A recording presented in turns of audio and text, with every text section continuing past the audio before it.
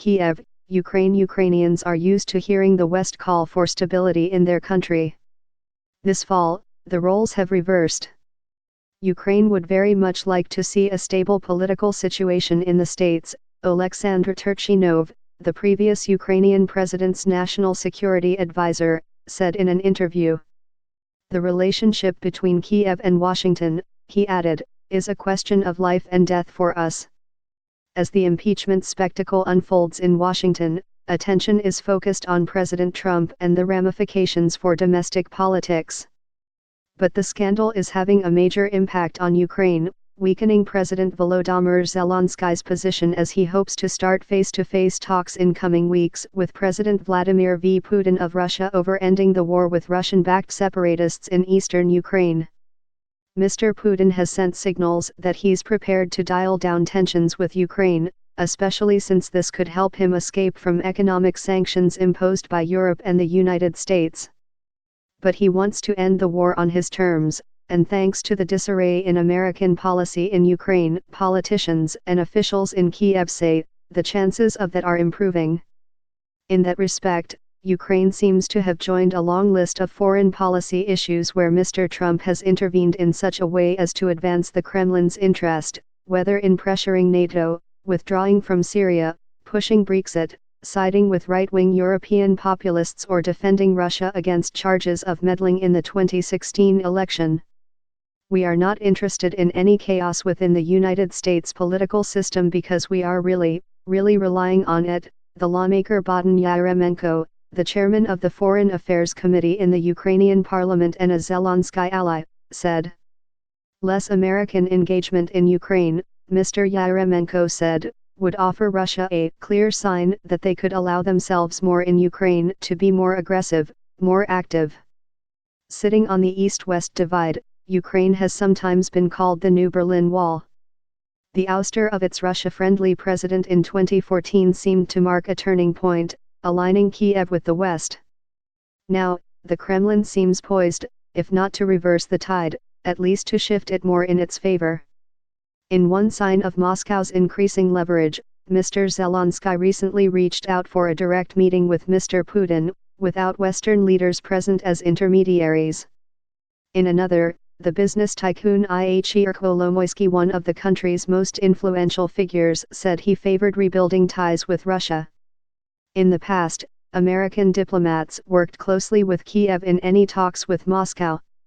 They presented a united front to the Kremlin, cajoled the European Union to maintain sanctions, and tried to reassure a nervous Ukrainian public. Kurt D. Volker, the State Department's special envoy for Ukraine, traveled to the country frequently, held talks with Russian officials, and agitated on behalf of Kiev at the White House, on Capitol Hill and in Europe. But with American policy and personnel scrambled by revelations about Mr. Trump's push for Ukraine to investigate Democrats, the United States is now largely absent from the political and diplomatic process over resolving the war in the East, Ukrainian and Western officials in Kiev say. Since this spring, as Mr. Trump's pressure campaign built toward its highest pitch, at least 9 officials who had a hand in Ukraine policy have either resigned or become distanced from the Trump administration after testifying in the impeachment inquiry. Mr. Volker, John Bolton, the former National Security Advisor, Fiona Hill, the former advisor on Europe and Russia at the White House, Marie Yovanovitch, the former ambassador to Ukraine, Michael McKinley, a senior advisor to Secretary of State Mike Pompeo, Lieutenant Colonel Alexander S. Vindman, the top Ukraine expert on the National Security Council, and the diplomats Gordon D. Sondland, William B. Taylor Jr. and George P. Kent. Only Mr. Taylor is still active in Ukraine, serving as the acting United States ambassador. On Wednesday, Mr. Taylor testified to the House Intelligence Committee, which is leading the impeachment inquiry, that his aide was told in July that Mr. Trump cared more about investigations of Biden than he did about Ukraine. But Ukrainian and Western officials in Kiev said they doubted that Mr. Taylor spoke for Mr. Trump, who dismissed the veteran diplomat as a never-Trumper after he offered damaging testimony in the impeachment inquiry. Americans had been providing this backup and legitimacy of the Ukrainian position, said Oksana Syroid, who heads a Ukrainian political party, Self-Reliance, that supports closer ties with Washington. But with the expanding cloud of controversy surrounding United States-Ukraine relations, Ukraine is now kind of naked, Ms. Syroid said. We are alone confronting Russia. Mr. Zelensky in recent weeks has pushed forward with a plan for the mutual withdrawal of troops at several points on the front lines of the war in coordination with the separatists. The moves, which have not gone smoothly, are meant to pave the way for Mr. Zelensky's first official meeting with Mr. Putin. We have to resolve all the issues by looking each other in the eyes, not by talking on the phone, Mr. Zelensky said recently in explaining the need to meet with Mr. Putin. No date has been set for the meeting, but Mr. Zelensky's administration sees a window of opportunity to negotiate. The Kremlin has taken some conciliatory steps, such as exchanging prisoners with Kiev, while Russians are growing tired of the war and of Western sanctions, Mr. Yaremenko, the Zelensky ally in parliament, said. Many Ukrainians are already nervous about their inexperienced president negotiating with Mr. Putin. Some 20,000 people marched in the Ukrainian capital last month to protest Mr. Zelensky's peace plan, warning of an imminent capitulation. Four-way summits between Ukraine, Germany, France and Russia took place 5 times under Mr. Zelensky's predecessor, Petro Poroshenko, during the Obama administration. At the time, State Department officials were coordinating almost daily with the Europeans and Ukrainians to present Moscow with a united front. Ms. Syroid said she believes both Democrats and Republicans are now thinking twice about even communicating with Ukrainians for fear of being bound up in the impeachment maelstrom. Some officials in Kiev said Ukraine had become toxic in Washington. Mr. Sondland, the American ambassador to the European Union who played a key role in managing Ukraine policy, told congressional investigators that he pointedly ignored a "hello, how are you" text message this fall from a top advisor to Mr. Zelensky.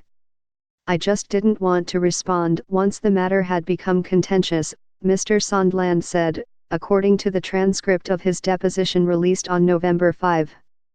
Ukrainians are now baffled about whom they should speak with in Washington. State Department officials are discussing whether to divide the role of Ukraine envoy among several diplomats instead of replacing Mr. Volker, who was working part-time in the job, and without pay.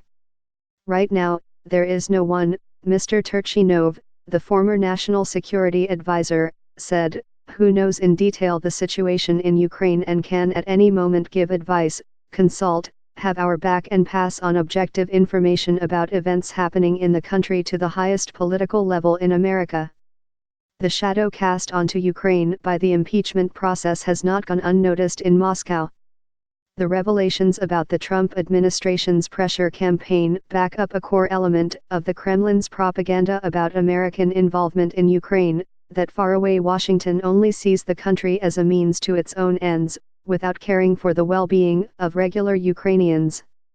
Similarly, Mr. Trump's orders that United States troops abandon their Kurdish allies in northeastern Syria but guard the country's oil fields played into the long-time Russian message that America is an unreliable ally and that its interests in the Middle East are just pecuniary.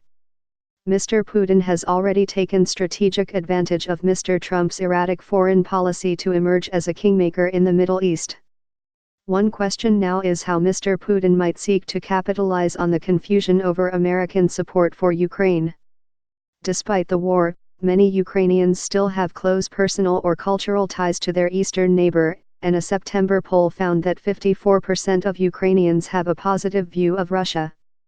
For now, many Ukrainians insist that the impeachment-related tumult hasn't shaken their long-term faith in America, and they note the strong voices of support they've received from Congress and from the officials testifying in the impeachment inquiry. But signs of a possible shift are emerging. One senior European official who works closely on Ukraine policy said that Ukrainians suffered from a misguided belief that the United States would fix everything. Now, the official said, Ukrainians ought to finally recognize that the European Union is their closer, more reliable partner. On October 28, one of Ukraine's business newspapers, Delovaya Stolitsa, published a column that concluded with a similar point. It's clear that today Ukraine's vectors need to be moved closer to a balance of relationships with the leading players, other than Russia, of course, and their less infantile governments, which don't drag other countries into their no-holds-barred political fights. Andrew E. Kramer contributed reporting from Kiev, Ukraine, and Laura Jakes from Washington.